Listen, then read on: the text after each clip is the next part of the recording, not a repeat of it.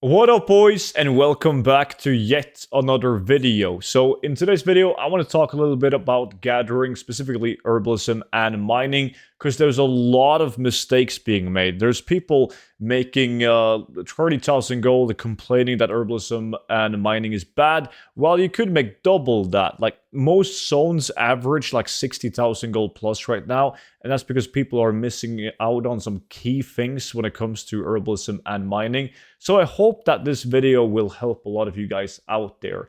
Now, before we dive into the specifics of the video, big thank you for all the support on the 0 to 10 million gold guide. It's been absolutely insane, the support that has received since the release of War Within. And if you don't know what it is, it's basically a gold guide featuring all the tactics and methods that I personally use in order to achieve hundreds of millions of gold. It also gets updated completely for free for every single patch and expansion for life. It just gets sent right to your email with the freshest update. So if you think that sounds interesting, you can check it out with the link down below in the description, and make sure to use the discount code STUDENT for 50% off. So the first thing that we want to talk about is consumables. Now, you have two different consumables that you want to use.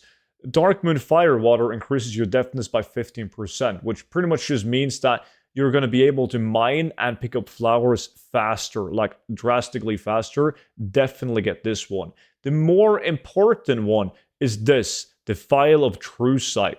So it says drink to increase your perception by 75, which alone is great because perception increases your chance of getting rare materials. But the next part, way more important, and it allows you to see camouflaged mining and herbalism nodes. Like, you will literally see twice as many veins when you have this on compared to having it off. There's so many camouflaged herbs and veins around in the zones.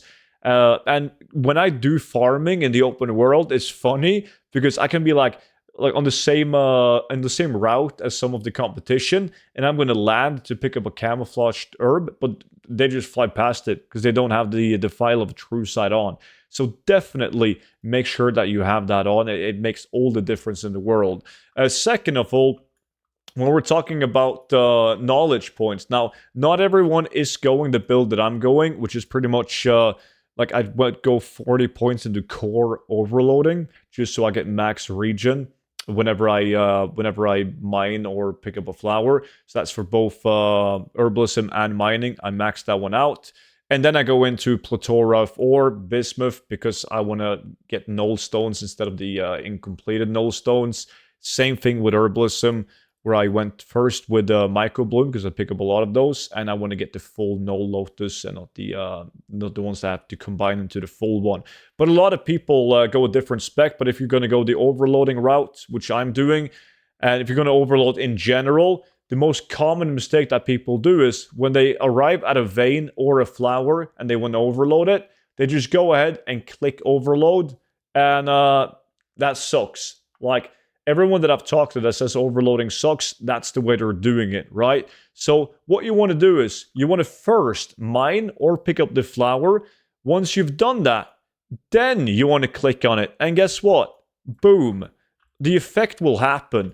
Like, if you overload a bunch of veins and flowers before mining or picking it up, it's going to do nothing, pretty much. It will just get this special effect. But if you mine it or pick it up and then overload, then you get the double effect. So some of the preferred overload effects, like laced, for instance, which you can find in the zone of Azkaheath, when you overload an herb that is laced, you will spawn a mob that you kill, and you can herb that mob. But if you just go ahead and you just straight up like use overload in that herb, you won't be able to pick the herb before the mob spawns. So you get like twice the materials by first picking it up to remove the herb, but the herb is still going to be there, you just can't pick it up, and then you overload it, right? So hopefully that made sense.